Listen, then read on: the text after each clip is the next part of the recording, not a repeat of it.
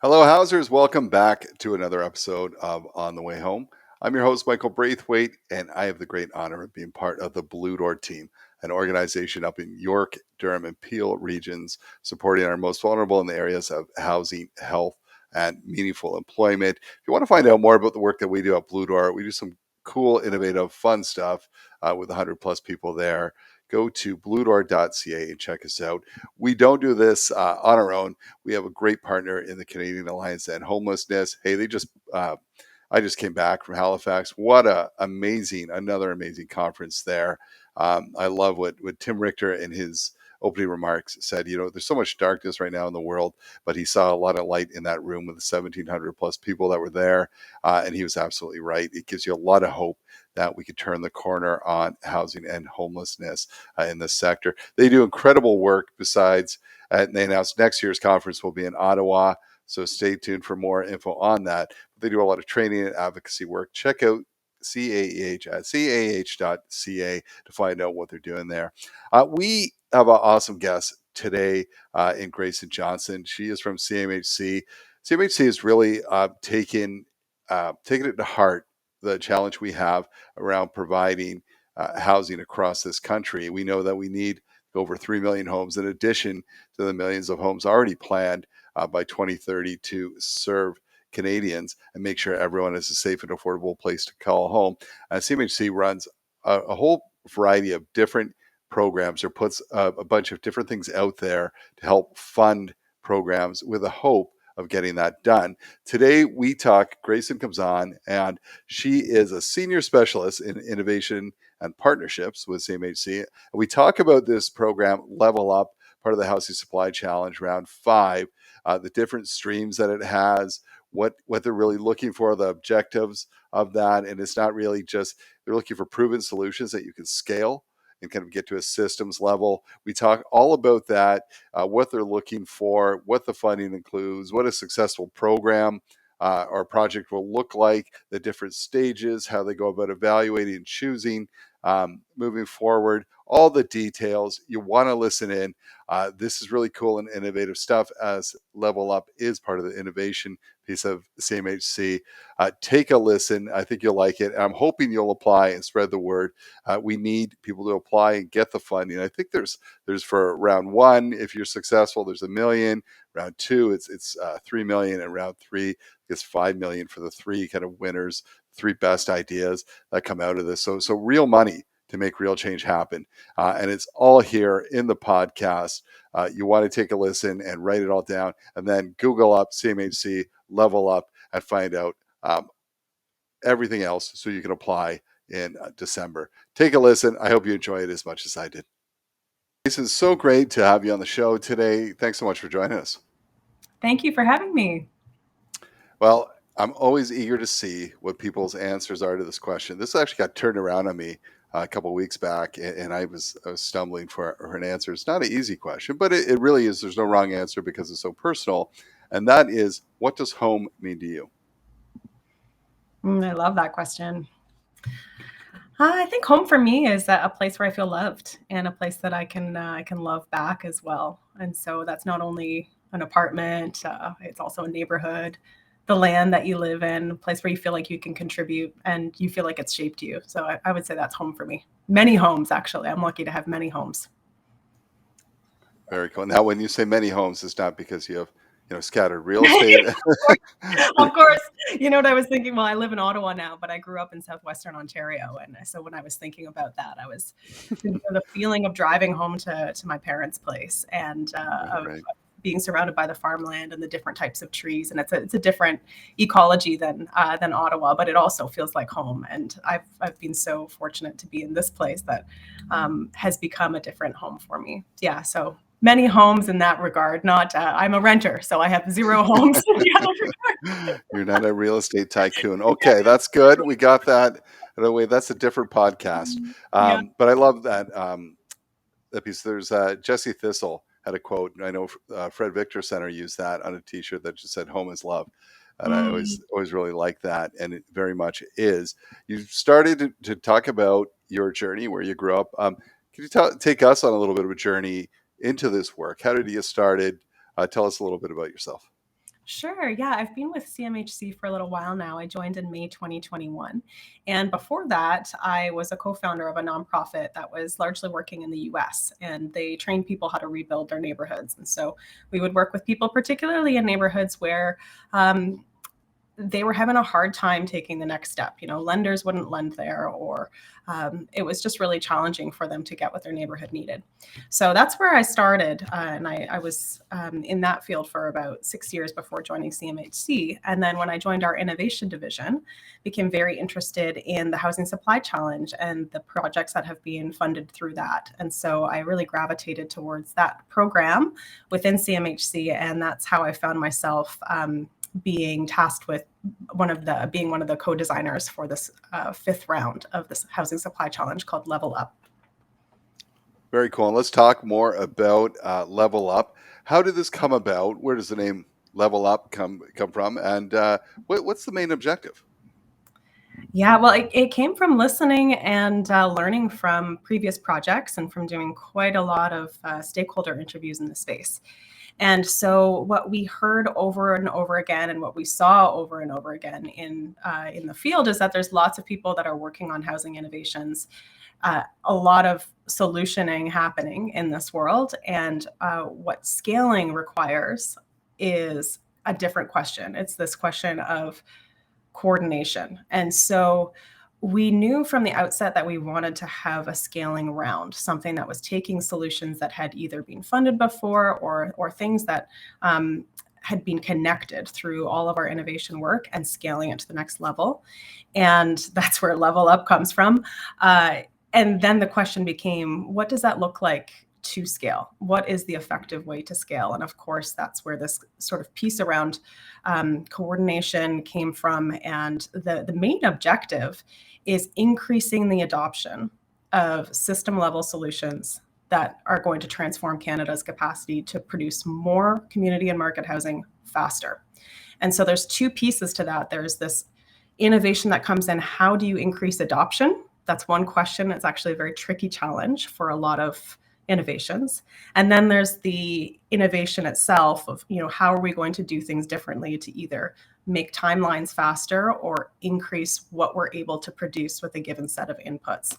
And so that's where Level Up came from, is appreciating that there are so many people already innovating this space, and getting things to the next level requires a different type of approach. And that is the innovation that we're focused on for this round. Yeah, I love that, because I think a lot of the solutions are out there, right? To move us forward, to get us out of this housing crisis. It is just how do we scale them across and have a greater impact. Now, I think you might have been touching on it for this, for Level Up. There's not one, but there's two streams. Right? Yes. Can you tell us a little bit more about them? Yeah, there are two streams. There's one for community housing innovators and one for all housing innovators. And that's in recognition that there are different barriers that the community housing sector faces. And so when we're looking at the question of scaling, uptake is going to look different in community housing, and also the type of thing that needs to be scaled. And so in the community housing innovator stream, that's available to nonprofits, governments, and Indigenous organizations that have a solution that is affecting community housing specifically at a system level. So they're looking at ways not just to increase the units or hasten the timeline of a particular project, but at a system and a sector level, how can we increase Canada's capacity to provide more affordable housing? And that is going to face different challenges than the all housing stream, which is any kind of solution and any kind of innovator. They could be for-profit, nonprofit, universities, governments, pretty much anyone that has a transformative solution that's using innovation to be able to produce more housing, both community or market housing, faster. So cool that this is there. Now, it's just you and I talking here. What are you looking for in a successful application? How does someone get this funding? It's I can talk about themes, and I almost am tempted to turn the question around on you, because you speak to so many innovators, and I almost wanted to ask you, when I'm talking about this, what comes to mind? But thematically, in the community housing stream, it may be people that are focused on increasing the inputs to community housing. So that's things like land, capital, talent. So increasing that level of capacity, maybe overcoming fragmentation in the sector, using economies of scale to help people overcome some of those costs, just making it easier for community housing providers to be able to do their work and to do that more cost effectively. And so the important thing is that you're focusing on a system level. It's not just one project. It's something that is going to have kind of permanent impact on Canada's ability to deliver housing. And then in the all housing stream, it could be, again, anything, but it's going to be focused probably on things that are more market housing focused. So it could be construction technologies, adopting new construction technologies, addressing some of the supply chain dependencies for improved materials.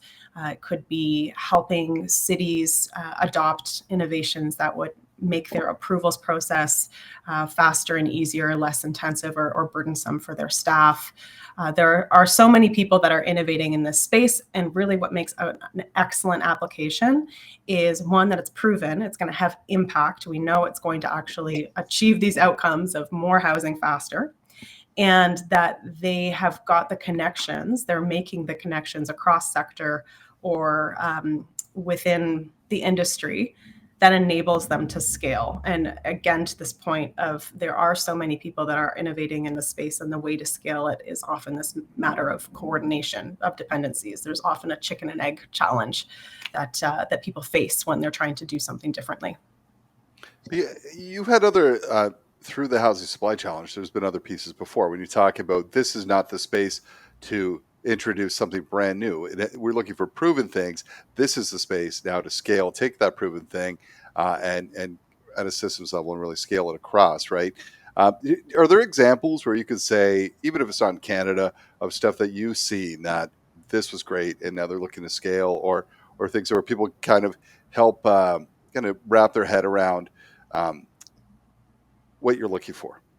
Yeah, a great example of how how different rounds have kind of tied together is there's a project from the second round, which was called Getting Started. That one was about pre-development barriers. And there was a project in BC where there's an organization that was recognizing that there are so many small to medium-sized cities that want to make changes that enable more housing, enable more affordable housing, and are addressing all of the sort of infrastructure barriers to doing that.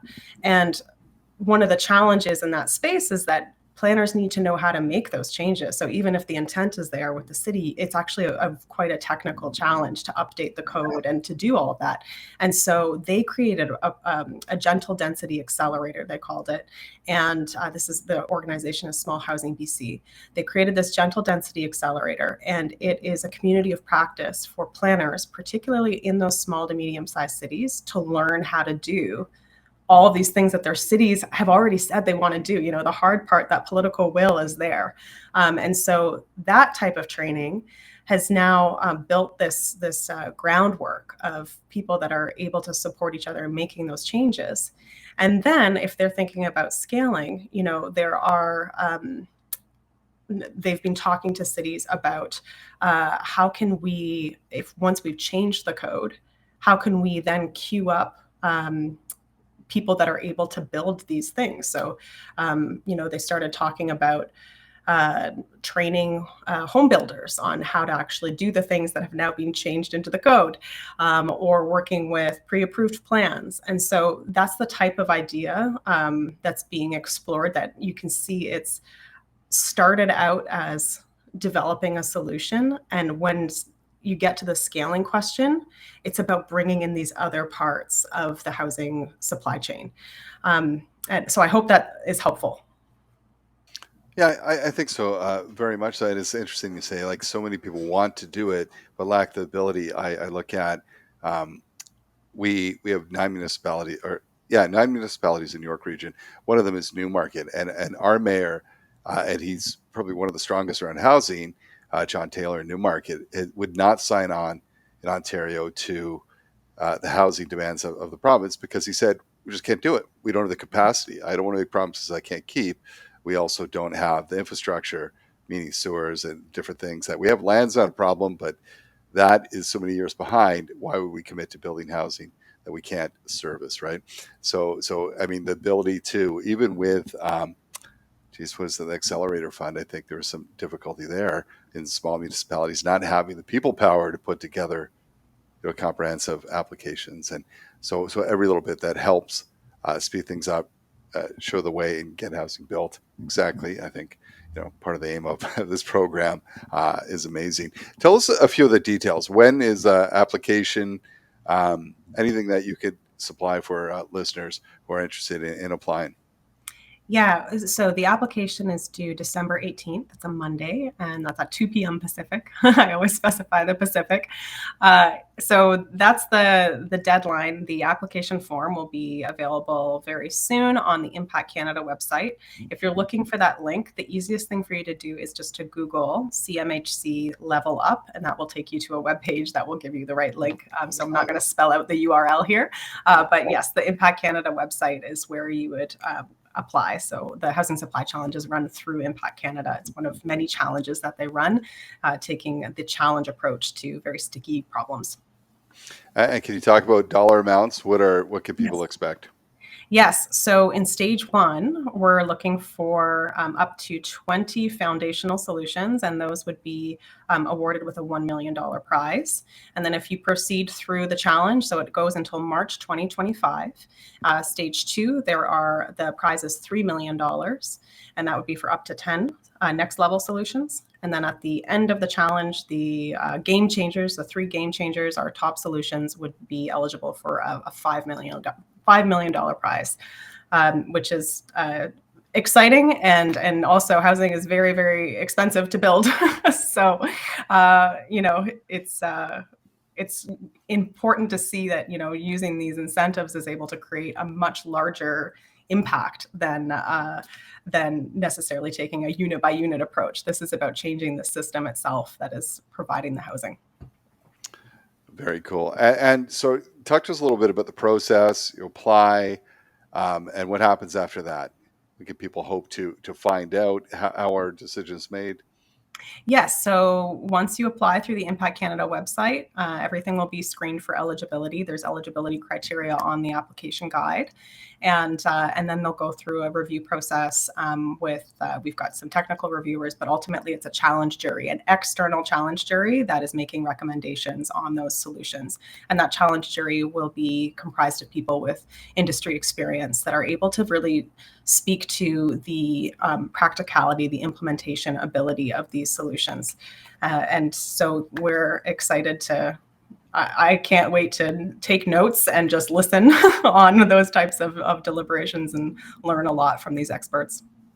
Very cool. People, you talked about, I love that simplicity of just Google CMHC Level Up rather than spelling it out. But if people do have questions once the application's there, I suppose the same thing on the website, it will give you a connection you can make to chat with some people. Yes. So there would be contact information on the website that will direct you to. And there's an email address there. Again, I can spell it out, but you're probably just going to want to link it because it's kind of a French-English translation, a long email address. Fantastic. Final question for you. If I'm talking to you a year from now, what is your hope? Our hope is to see measurable improvement on the outcomes. And so that's increased adoption of system level solutions that are going to transform Canada's ability to produce more community and market housing faster. So it's all there in the challenge statement. That's what success looks like. Very cool. And we know, I think it's over 3 million houses now by 2030, 3 million in addition to what we already had in the works. So we know that challenge is big, and it's so cool to see the funding and the innovation and the thought process behind something like this. I encourage our listeners to really think it through, think of different things you can apply for, how you can work with others to level up and scale the brilliant ideas so many of you have, so we can make that change happen. Gracen, thank you so much for joining us today, for all the awareness and education you're doing around this, for this a wonderful program at CMHC. We hope to see you again on the way home. Thank you. Thank you so much. And likewise, thank you for helping spread the word on housing innovations that are making a difference. An absolute pleasure. Bye.